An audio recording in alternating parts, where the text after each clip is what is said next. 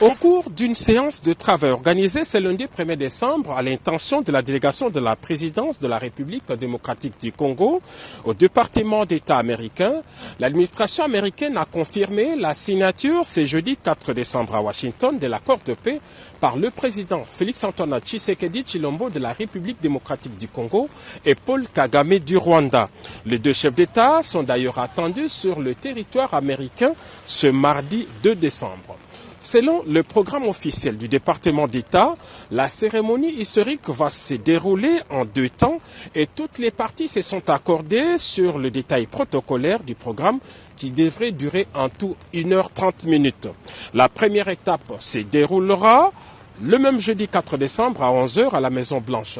Le président américain Donald Trump va accueillir ses hôtes respectivement à 11h pour le président du Rwanda et 11h10 pour le président de la République démocratique du Congo avant de les convier à une rencontre trilatérale d'une dizaine de minutes dans son bureau ovale de la Maison-Blanche.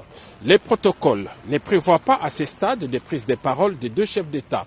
Seuls les ministres des Affaires étrangères de la République démocratique du Congo et du Rwanda accompagneront les deux chefs d'État dans les bureaux du président américain. La signature de l'accord proprement dit aura lieu à l'USIP, United States Institute of Peace, l'Institut pour la paix des États-Unis d'Amérique.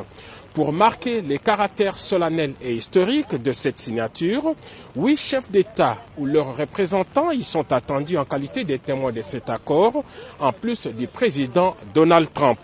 Il s'agit des dirigeants de l'Angola, du Burundi, du Kenya, de l'Ouganda, du Togo, du Qatar, des Émirats arabes unis et du président de la Commission de l'Union africaine. En leur présence et devant les caméras du monde entier, les présidents Félix Tshisekedi et Paul Kagame vont apposer leur signature sur l'accord de paix, le même document qui avait été signé le 27 juin dernier par le ministre des Affaires étrangères des deux pays. Par cet acte, les deux chefs d'État entérinent ce document, qui est un instrument international de paix formel et juridiquement contraignant, conclu entre les deux États souverains sous les bons offices des États-Unis d'Amérique et en présence des représentants du Qatar et du Togo en qualité de facilitateurs. Il est prévu, à l'issue de cette cérémonie, les déclarations publiques de président Trump, Paul Kagame et Félix-Antoine Tshisekedi Tshilombo. À ce stade, on peut donc dire que la signature de cet accord est irréversible.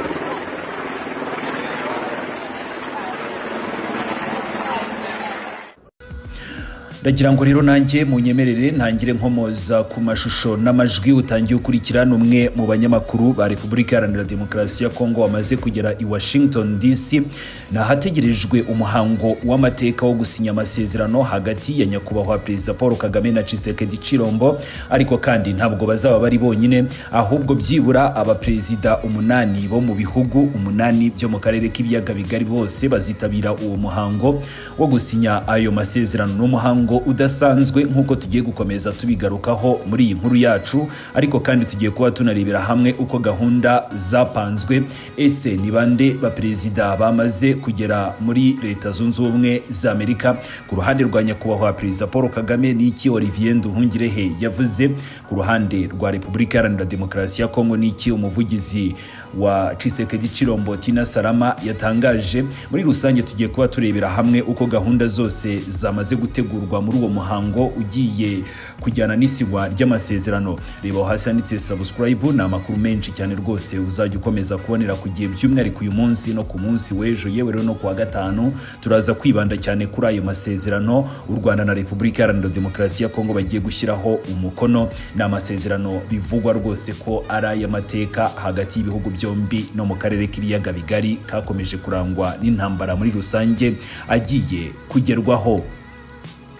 Ni Leta Zunze Ubumwe za Amerika zemeje ko kuri uyu wa kane tariki ya 4 Ukuboza ko hazasinywa amasezerano y'amahoro hagati ya Repubulika Iharanira Demokarasi ya Kongo n'u Rwanda. Ni mu muhango udasanzwe ugiye guhuza abakuru b'ibihugu bibiri, Félix Antoine Tshisekedi Tshilombo na nyakubahwa Perezida Paul Kagame, ndetse n'abakuru b'ibihugu 8 bya Afrika biteganyijwe ko bose bagomba kuba abahamya ni mu kugaragaza ko uwo muhango wagenze neza cyangwa se ni mu kugaragaza ko amahoro afatwa nk'uburyo bwo gushyigikira ubukungu mu karere k'ibiyaga bigari ko bikenewe cyane.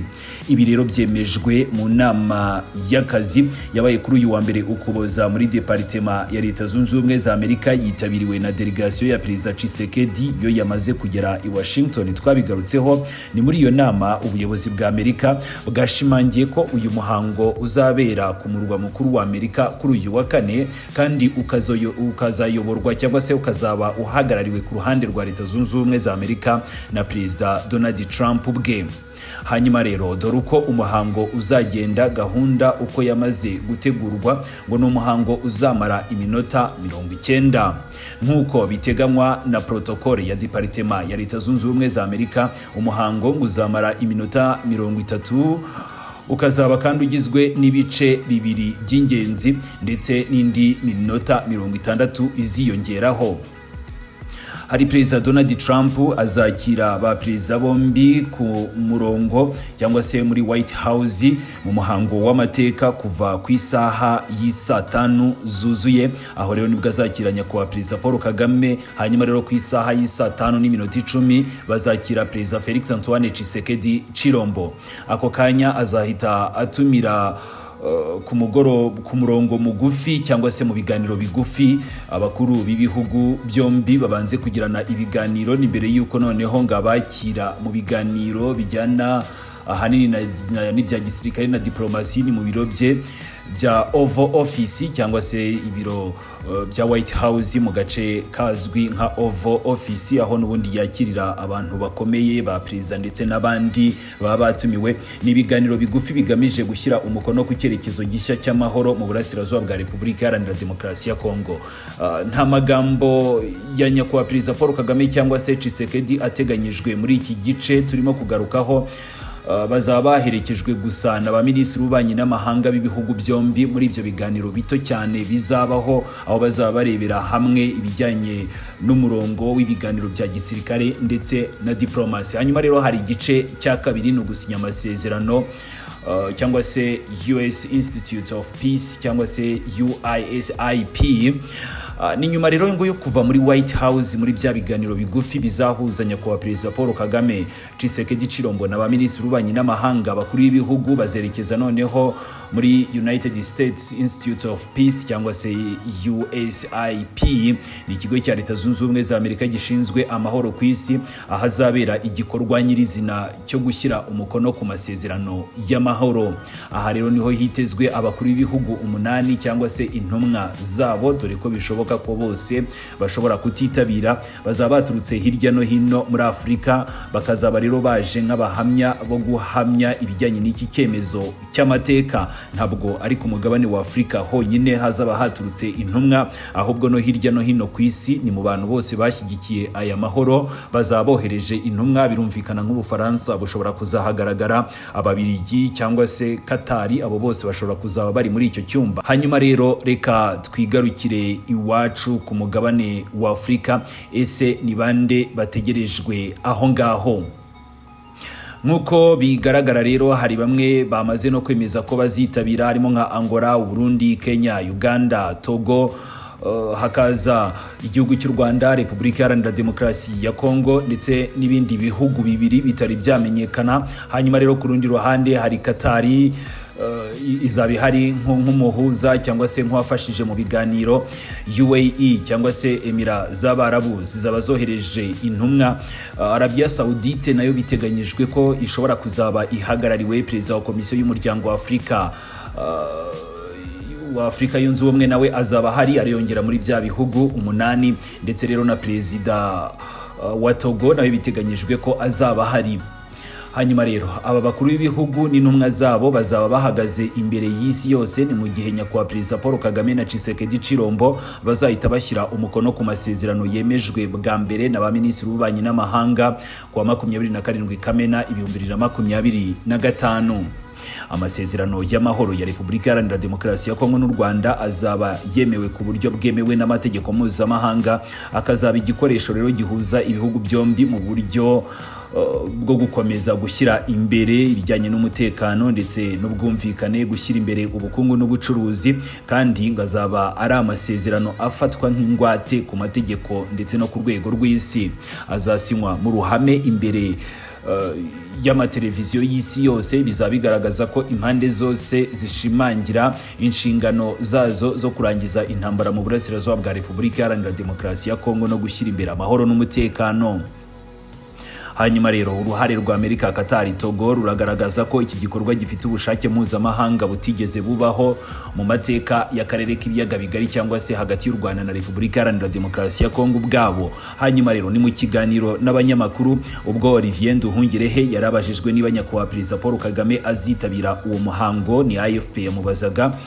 Nyakubahwa Perezida Paul Kagame byemejwe ko azitabira uwo muhango na Olivier Nduhungirehe, gusa yabajijwe byinshi bijyanye n'uruzinduko rwa nyakubahwa Perezida Paul Kagame. Nduhungirehe yirinda kugira icyo avuga. Tina Salama nawe ubwo yabazwaga niba Tshisekedi Chilombo azitabira yabyemeje, ndetse we anavuga byinshi ku bijyanye n'ayo masezerano ndetse n'amasezerano u Rwanda na Repubulika Iharanira Demokarasi ya Kongo bizagirana, cyangwa se u Rwanda na Leta Zunze Ubumwe za Amerika amasezerano bazagirana yiganjemo noneho ay'ubucukuzi bw'amabuye y'agaciro. Ni nyuma y'uyu muhango wo gusinya biteganyijwe ko Perezida Donald Trump, nyakubahwa Perezida Paul Kagame na Felix Tshisekedi Chilombo noneho bazavuga ijambo imbere y'abo baperezida ndetse n'imbere y'isi yose, kuko ni umuhango uzaba ukurikiwe n'isi yose.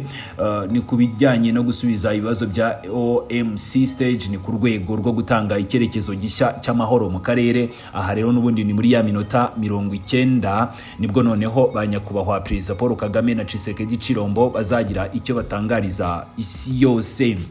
Washington irashimangira ko gushyira umukono kuri aya masezerano ngo ni intambwe idasubirwaho, kandi ko ijambo ry'abakuru b'ibihugu n'abazaba babahagarariye baturutse hirya no hino cyangwa se n'umuryango mpuzamahanga ngo bizatuma noneho inzira itongera gusubira inyuma, kandi bizaba bigaragaza ko ari ikimenyetso ntashidikanywaho cy'uko ibihugu byombi bigiye kwiyemeza gushyira mu bikorwa ibijyanye n'ayo masezerano, ku buryo ngo byanze bikunze akarere k'ibiyaga bigari bijyanye n'intambara z'urudaca, umutekano muke ndetse n'ibindi ngo bigomba kuba amateka. Ni intambwe ifatwa nk'ishobora guhindura amateka y'akarere k'ibiyaga bigari. Amahanga yose azaba yerekeje i Washington, isi yose izaba ikurikirana uwo muhango mu buryo bw'iyakure, aho amahitamo y'abakuru b'ibihugu byombi ashobora kurangiza igicucu cy'intambara cyangwa se umwijima w'intambara wari umaze imyaka igera kuri 30 yose aho mu burasirazuba bwa Repubulika Iharanira Demokarasi ya Kongo. Hagati aho rero tugana no ku musozo, ibibazo byanjye ni ibi ngibi: ese murabona noneho aya masezerano agiye gusinywa ni mu gihe mu burasirazuba bwa Repubulika Iharanira Demokarasi ya Kongo, by'umwihariko muri Kivu y'Amajyepfo, humvikana imvura y'amasasu n'amabombe aremereye mu nkengero z'umujyi wa Uvira? By'umwihariko aya masezerano murabona azatanga umusaruro ufatika? Ese ni iki twakitega kuri aya masezerano? Tshisekedi azashyira mu bikorwa ibyo yiyemeje bijyana n'aya masezerano? U Rwanda ruzubahiriza ibyo rwiyemeje bijyana n'aya masezerano? Ibisubizo byanyu turaza gukomeza kubikurikira muri comments zanyu. Mukomeze mugire ibihe byiza. Uyu muhango turabasezeranya ko tuzakomeza kuwukurikiranira hafi, kandi ko amakuru yose ajyana nawo ko tuzakomeza kugenda tuyabagerezaho ku gihe nk'ibisanzwe.